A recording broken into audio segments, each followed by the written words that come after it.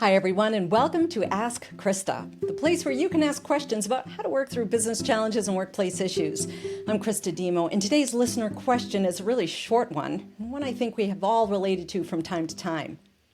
Why do I hate deadlines so much? My short answer is, I don't know why you hate deadlines so much, but I have worked with a lot of people who have a deep aversion to deadlines, and others who seem to get super energized at the very thought of a deadline.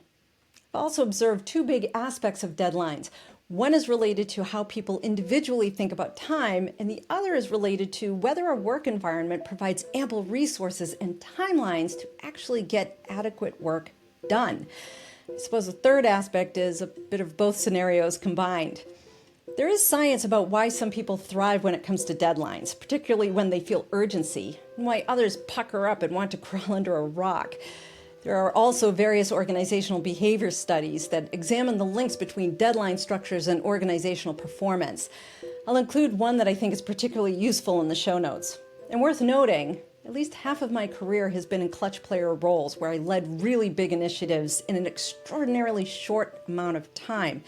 And I can say this, managing to a deadline can be really stressful, even though it's most times also really necessary if you're going to be successful, especially in a clutch play, but only if you're also focused on the right deadlines and you have a healthy culture when it comes to what a deadline means.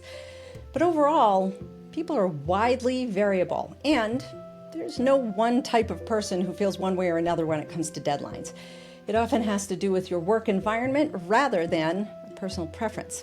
For example, not enough resources. And I mean legit, not enough. The math just doesn't work out. I'm not talking about the perception of not having enough. I've seen businesses run into the ground with quality issues abounding because there really aren't enough resources to get good work done and meet even the most basic of service levels or production and compliance requirements, at least to the level of quality expected. In those environments, a deadline will never feel good. And I've never heard anyone say, I love the deadlines that create a frantic environment as we hurry up to meet low quality standards for our customers. But I've also seen businesses struggle to get work done on time because, in spite of having right size of appropriate resources to get good work done, the deadlines and scope were stated and agreed to by those who don't know what's involved in getting the work done. In both of those common workplace issues and scenarios, the lack of adequate resources and/or responsibly agreed to deadlines, those doing the work will very likely develop an aversion to deadlines. The deadlines become the reason why employees feel set up for failure, that success is always one deadline away. And again, these are two of many reasons why I see companies get into trouble. Remember, as I said before, people are widely variable. There are some people built with such a strong sense of urgency that everything has to be done right now, as though life is nothing but a bunch of deadlines. And while having urgency in some cases is appropriate, it can't be a way of life. If everything is urgent, then what do you call it when something is actually urgent? An emergency? Why would you ever want work to become an emergency? We've all seen leaders who are promoted, perhaps because of their sense of urgency. If left unchecked, though, if that level of urgency is a way of coping with stress and deadlines instead of determining the priority for deadlines so that you can appropriately manage stress, those urgency-emergency leaders massively disrupt workflow, the cadence of efficiency, and employee motivation. Some refer to it as the tyranny of the urgent. That's not a place where anyone can thrive. It's simply about survival, and hence is where I've seen a lot of quality and service level issues abound, which makes for unhappy clients. And if you have employees who care about your clients, it makes for unhappy employees too. Then there are people who are the exact opposite. They become stressed out the moment they or anyone around them feels a sense of urgency. They feel pushed and unnecessarily stretched, panicked, and very uncomfortable. They freeze up. Their minds may go blank. They may even appear to shut down. It's not because they have no sense of urgency, but because the very thought of being rushed or being around others who do have urgency puts them in a state of emergency, which results in freezing. You won't find these folks on a game show with buzzers. But that doesn't mean they don't like deadlines or aren't good at meeting them. Just means they aren't going to perform their best. You probably won't get their best from them if everything is urgent all the time. Of course, if there's a chronic procrastination issue, then that becomes a management issue and should be managed appropriately for the sake of the employee's success, the team's success, and of course, the organization's success. Then there's everyone in between, who can usually manage well enough to get a lot of different things done and done to a deadline. Here's one thing I do know. Everybody has deadlines, and in life you will always have deadlines. The best way to manage hating deadlines is to make peace with the simple fact that they aren't going anywhere. You will always have them. But I'll say this, most deadlines shift and move and change. I think the greatest benefit of deadlines is having a centerpiece for discussing what needs to be done, when it needs to be done, and to what level of quality, and then how. There are times when a deadline is not movable or negotiable. I was on a clutch team during Y2K, or all that work so many people did to make sure computers could handle the flip from the 20th century to the 21st century. The year 2000 was coming, and we could not move that deadline. There are also times when your clients have deadlines that you must abide by. Various ceremonies, for example, either on specific calendar days or because of personal days like weddings. Those cannot be moved unless your clients move them. So I want you to reframe how you think about deadlines, because the reality is most of the time, even if you're a self-directed solopreneur, many deadlines are given to us. The client says when something has to get done. Your accountant tells you to close the books so that they can work on your taxes.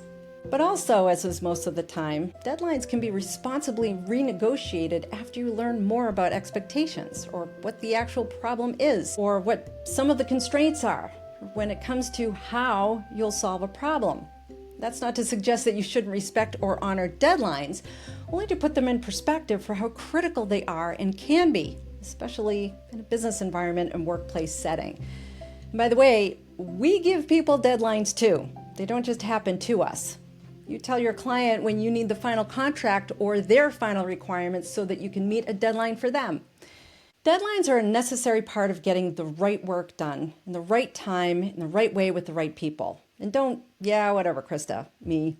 More organizations get this right than not. Otherwise, no one would ever get anything done as expected.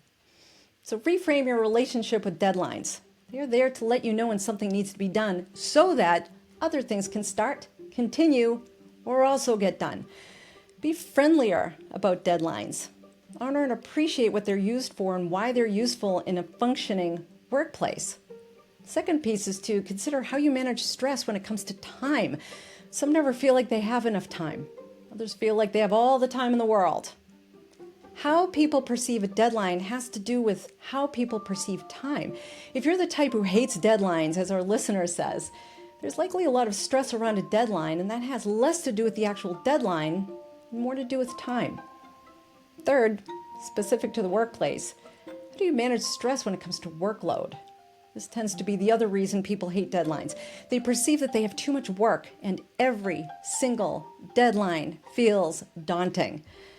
Talk about deadlines when you feel you cannot fit in all the work. Talk to your teammates, talk to your managers, talk to others. If you see others fitting in all the work, learn from them. What are they doing that's different from you that they can fit it all in? What different way of working might work better for you? I remember being in a role 20 years ago where I felt like I was underwater all the time. It was a professional services environment with billable hours. I learned from others that they skimped on the quality of their work for the customer, and while I'm not a perfectionist by any stretch, remember I'm a clutch player, so that's a good enough to get it done kind of gal, I realized that I just couldn't skimp on quality the way my peers did. And that was good to know. I changed companies within a few months. Which brings me to my last point. Look at the work you do and make some changes if you hate deadlines and you work in the land of deadlines. There are a lot of service-related roles, STEM-related roles, process-related roles that have far fewer deadlines baked into them than the work someone who, for example, manages a project or works on a product development team or delivers outcomes to a client might have. If you hate deadlines, as our listener does, then take a step back and evaluate the work you're doing. If it feels like your entire job is about managing deadlines, then maybe it's time to change jobs. Not every job manages to deadlines. For your resources, I've offered in the show notes a fascinating and well-written article called How Misperceptions of Deadlines, Urgency, influence time management and performance.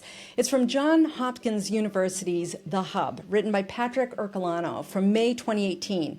In it, the writer reflects on 2 papers by a JHU researcher that examines the, quote, mere urgency effect, unquote, and the, quote, mere deadline effect, unquote. I loved this article, and I think you will too. I also included in the show notes an insightful reflective article about how Meet Edgar, a social media management tool, decided to drop the need for deadlines. It was written by Laura Reuter, founder of Meet Edgar, in July 2015 and updated in July 2024. She offers some interesting and important perspectives on deadlines, and I think a lot of it will resonate with our listener hating deadlines, but it's a great and bold take on what I think a lot of organizations should do to protect itself from the tyranny of the urgent and the daunting feelings of procrastination. The idea is get good work done when it needs to get done and forget about the deadlines. Check it out. For the more research-minded, data and evidence-driven listener, I've also included the Fang and Maglio 2024 paper published in Organizational Behavior and Human Decision Processes. It's called On Time or on Thin Ice: How Deadline Violations Negatively Affect Perceived Work Quality and Worker Evaluations.